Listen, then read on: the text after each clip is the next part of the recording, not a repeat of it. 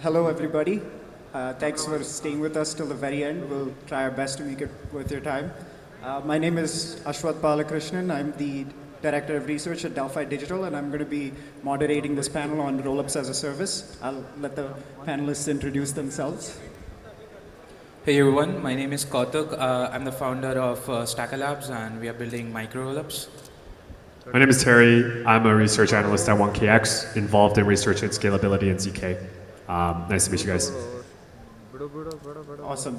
So I think a good place to start with is, defining rollups as a service. I think when people hear the word rollup today, at least crypto people, their mind goes towards Arbitrum, Optimism, ZK Sync, and many others, which are general purpose execution layers that aim to be faster and cheaper than layer ones. And so with that in mind, how would you define rollups as a service, and how do you see this vision progressing over the next 5 to 10 years? All right. That's a very Let's define what as a service means first before we get into rollup as a service. So as a service is something you have a piece of software or you have a utility and you provide it to the users in exchange of like a subscription or something like that. So someone else sets it up for you and you just use it and then that's all basically. You don't need to do anything other than that. So if you move it on to the rollup as a service space, so there is a rollup. Someone sets it up for you and you use it and that's your own. Again, like who the user is something which we can define as in like the end user versus the one who is building that. So more or less like rollup as a service, the user is considered as the team who's using that rollup to deploy like maybe other applications. If it's app specific, if it's general purpose, then others can also come and deploy on it. So that would be my take on like on rollup as a service thing. Yep, software to help you create rollups, specifically custom DA, custom VM, customization. So like a lot of other aspects in terms of like the ability to change parts of the stack, I think would be characteristic of rollups as a service compared to generalized L2s. You bring up a good point with customization. And I guess when we look at how you can deploy a rollup today, there are predominantly two schools of thought, I guess. There's rollup frameworks like the OP stack. There's also rollups as a service like Stackr, Dimension, and many others. How would you differentiate between these two? All right, yeah. Also, Stackr is a framework, so yeah, it's not a RaaS. So the differentiating factor would be how involved you are in the core infrastructure. So if it's like a wrapper on top of it and that gets deployed, it's a service. If you are the one building the core infrastructure, it's more of a framework. So in that aspect, like okay, you have the VM like Terry mentioned, like you customize the VM, you customize a lot of things. The granularity of which how you customize it is something which kind of like puts it on this side or on that side. So I think it's right now it's like a little bit of overlap between the two things. So a lot of people are like, okay, is this a RaaS? Is this a framework? Like what's going on? But I define it as like what level of granularity you have in terms of modifying the stack itself. So yeah. A lot of it is just a business decision, like a framework. It's open source. Anyone can fork it, create their own version of it, and then deploy it. They have to maintain their own infrastructure compared to, as a service. They help you maintain some of the infrastructure parts, and then you also have to go through, that entity in order to deploy the rollup. So, so far with, I guess, like the OP stack, for example, the main customers or the main forkers of that have been deeply crypto-native companies or projects. And when we think about enterprise adoption for rollups, do you see that falling under the rollup frameworks vertical, or would that be something that RaaS is able to cater to a little better? Yes. Yeah. So specifically, I think a lot of enterprises they want to have their own sequencer for their own layer 2. And I think a lot want to have customizable DA. Maybe they want private DA. A lot of them want DAX. And so at the current moment, like OP Stack is the premier solution. Sooner or later, there's going to be like ZK Porter and Arbitrum chains that offer the same thing. But in essence, in terms of the product choice that institutions are making, that is where they're looking at. Yeah, that definitely makes sense. I think OP Stack is definitely leading over there compared to like what others are offering. But I kind of feel like there might come up a need wherein they would like more. So right now OP Stack is limited to EVM, and there are other projects coming up which provide more than that. And also, I personally believe that there would be a situation wherein more enterprises from the traditional Web2 space would want to come in, and the idea there would be like, hey, I don't want to put my entire application on chain. I just want to decentralize a part of it. So that's like the sufficient decentralization theory, and I am very pro about it, and that's what I believe that okay. Back to your question, like, would RaaS be enough, or would they want more granularity? I think it depends what the enterprise or like what teams would want to do with it. If they want, okay, I'm gonna replace, like you mentioned, I want a completely custom DA, and I can I can do well with the current execution layer and just replace the DA.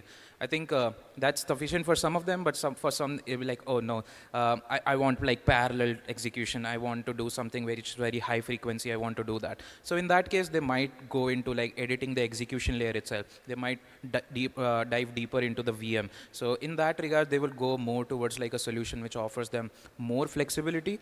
And again, like the trade-off would be how much time they would want to spend like setting that thing up versus doing the thing that they want, versus okay, if I want to get thing done quickly, like I want like have a 1 month development cycle, I can just go with like a RaaS service and just spin up my own rollup, customize some stuff, and I'm done.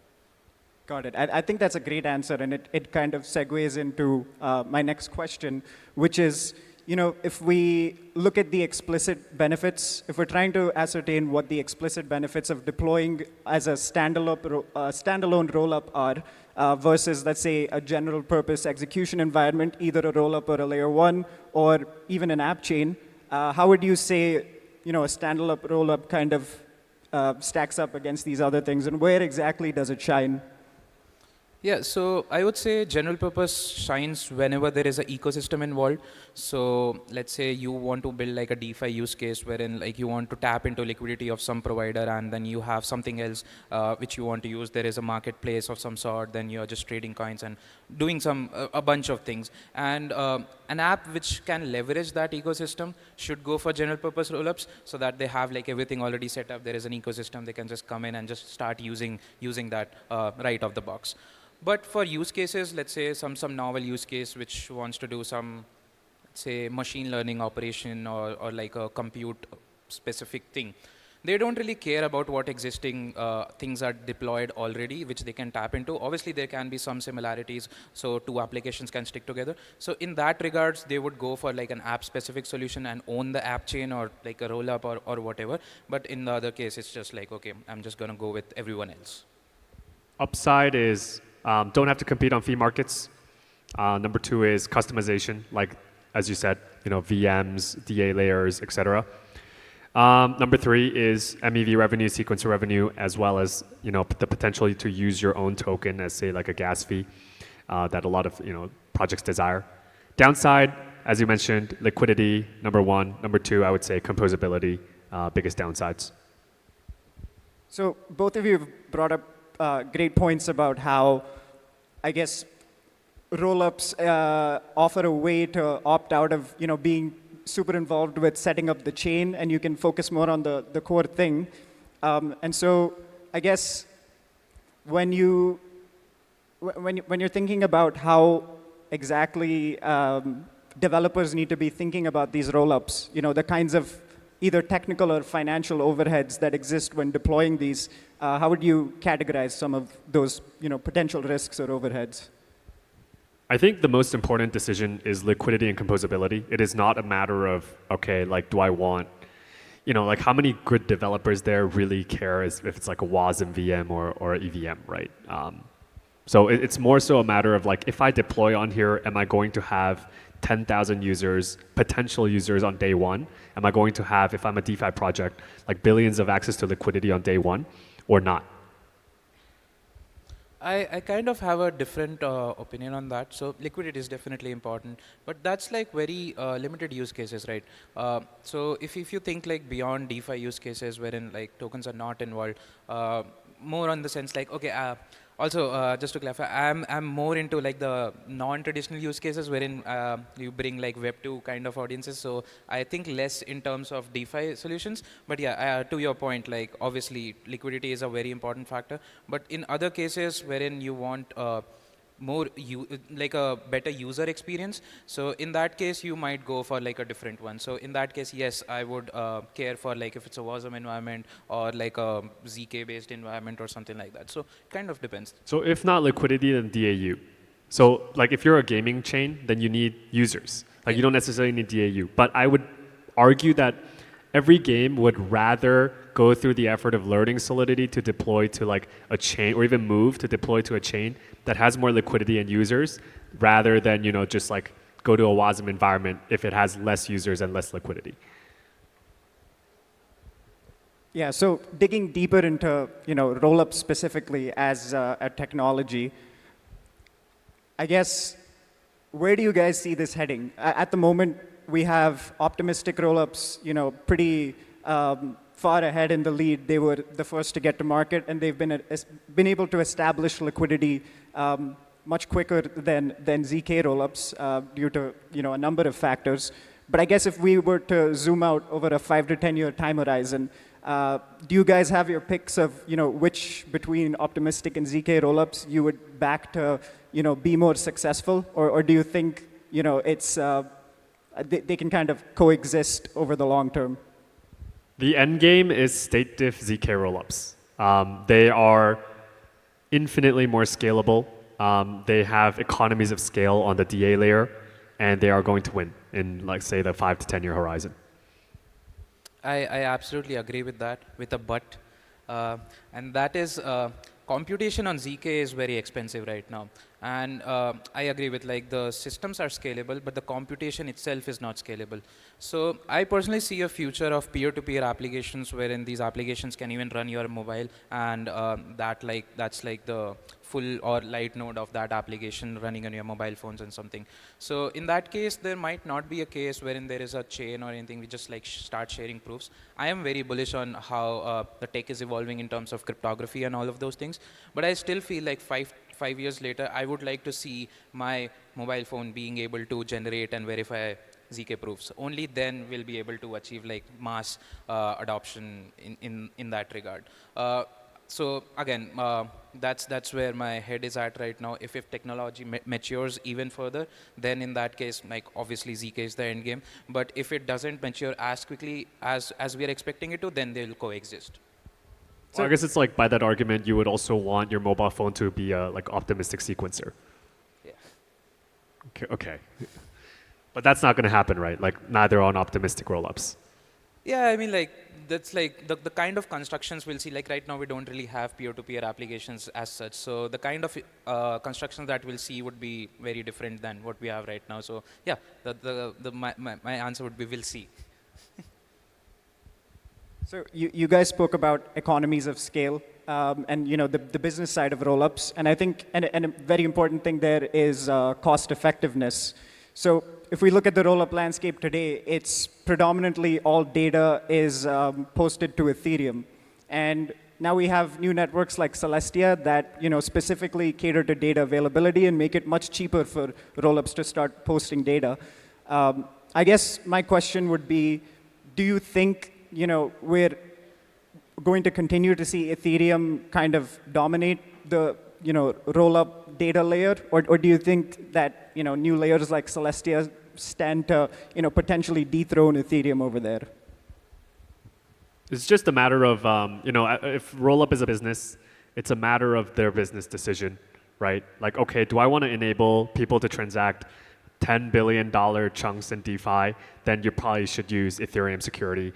Am I a game that's building super fast execution, or am I like, say, custom rollup Validium built on EigenLayer or EigenDA that needs extremely fast confirmations to build out my perp DEX? Then you're going to use a different DA solution, right? Like, I don't think anyone's going to dethrone Ethereum DA, Ethereum security. It's just a matter of like longer tail or different use cases moving to differential DA. Yeah, I absolutely agree with that point. The development has been like steady but slow with Ethereum. I would say it will have like a hard time competing. Like I wouldn't say competing. It still like has the largest number of validators and the largest number of like the biggest ecosystem in the space. But again, like if the development of Ethereum at like the core level stays like this, it might like it might have a hard time keeping up. But yeah, I would want to see it like at the same level. Right. So, speaking of the future of rollups, I think it's fair to say that there's a lot of discontentment with the way rollups exist today. If we were to, I think rollups are commonly compared to app chains because both of them include, the products sort of owning the network layer also. And so if you look at an app chain, the way that ordering and transaction execution is done is, far more decentralized than a rollup. And so, there are a bunch of things that need to be fixed there. Centralized sequencing with optimistic rollups, or rather decentralizing it, and decentralizing, proving with ZK rollups. Do you guys have a view on how quickly we can, start to actually make decentralized rollups that aren't just glorified multisigs? Yeah, I think people are already working on it. So we have really good projects like there's Radius, there's Espresso, there's Astria. So all of these people are working towards building shared sequencing layers. And I think once that's done, it's already happening, right? It's all a matter of like business again. Why would someone want to leave like 100 million revenue each year to be able to decentralize? But again, like people are smart, people would see that happening, and again, ultimately, it's up to the users to make the choice. But yeah, it's gonna be tough thinking about and getting over the business aspect of it. Yeah, I agree. Okay, so, here's a maybe fun business case study. We look at DYDX, right? They were first on Ethereum mainnet, then they moved to, a StarkX rollup or Validium, and they hit a large scale of traction while they were a rollup, and they decided that the best thing that they could do was launch as an app chain. And one of the biggest benefits of them becoming an app chain is that the DYDX token no longer had this, valueless governance token label associated with it, and could instead become, a proof of stake L1 token. And so when you think about rollups, do you see them as, I guess, like a starting point for applications? And do you think eventually, as they hit, escape velocity, they make the choice to become an app chain? Or do you think it is possible to have sustainable token value accrual and a sustainable business model while staying as a rollup? My take is like you choose the best tool for the job. So DYDX, like moving across like the entire stack, is something which I really appreciate. At least they tried something before moving on to a decision. They were like, okay, we'll start as like StarkX rollup and then move on to like a regular rollup and then like an app chain. And they did that after seeing what's possible and like what's the limitation for each environment. So again, I'm very, very pro about, okay, you don't need to do something just because of the narrative, just because like someone else said so. You do that because that's what your requirement is. So even I am also building a rollup framework, but I would not like force someone to build a rollup just because. So yeah. Well, rollup token kind of value accrual can go, I think, two ways. Number one is, Arbitrum makes, I think, 10 to 12 million a year on sequencer fees today. Add time boost, add some sort of like neutral MEV capture, maybe that goes to like 25, 30 million. That's like 30 XPS, right, at $1 billion. It's not that bad. So there's that. And then there's also the potential that they build out their own sequencer decentralization networks plus prover decentralization networks. But I don't know if they're going that direction. Like I hear a lot of, rumors about existing rollup projects using things like Nil Foundation or Espresso or Astria. So would say that given those options, maybe we'll see like an increase in value capture on the first in terms of rollup tokenomics. Yeah, just to add to it as well. Like there is one constant question in my mind which keeps coming back. Like what happens if a rollup has more value logged in it than the L1 which is backing it. So what happens then? Does the rollup just spin off into an L1? Does the rollup get something back on L1 so that it's like supporting that? So yeah, I think it's more in alignment with what happened with DYDX. But yeah, curious to hear your take on it. Like what happens then? Well, we'll see how the validators are aligned, right, on L1. But yeah, we'll have to see in that case like what will happen. But I think generally like validators on the L1 side are very aligned with the rollup framework, and it's in their best interest to continue to support the rollup ecosystem from like afar. Like if you're thinking about like a validator, in that case, like causing like a hard fork in like the rollup full node system, then like yeah, I don't think that would happen. So my last question here is about the current landscape of rollups. I think if we look at optimistic rollups, Arbitrum and Optimism have different stacks. And from there, they try to, I guess, kind of evangelize different kinds of projects and companies to start, using their stacks, forking it. Optimism has been relatively successful. They have, Avo, they have Coinbase's base. And so I guess for rollups as a service, or for anyone new coming into the market, if we're talking about strictly, crypto native projects, is there any defensibility to their business models if, it's so easy to just fork the OP stack? Or do you think, do you guys in general think that there is a viable case for, rollups as a service or other frameworks to be economically viable?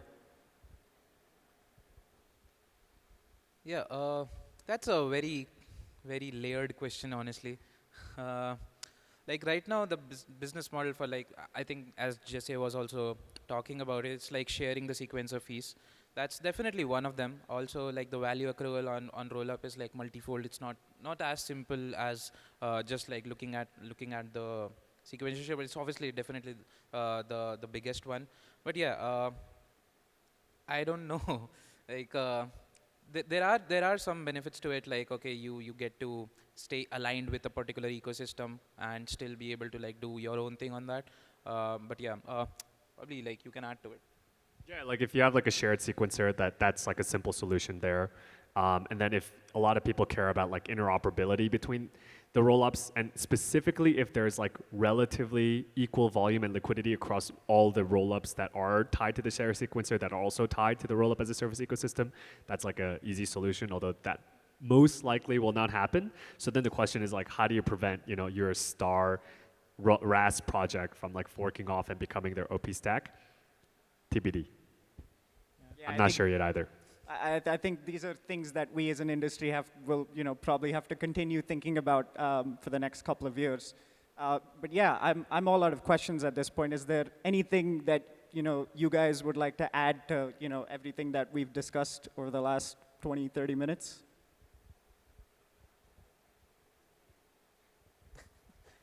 Okay, I think we're good. Thank you for joining us, everybody. I hope you enjoyed the panel.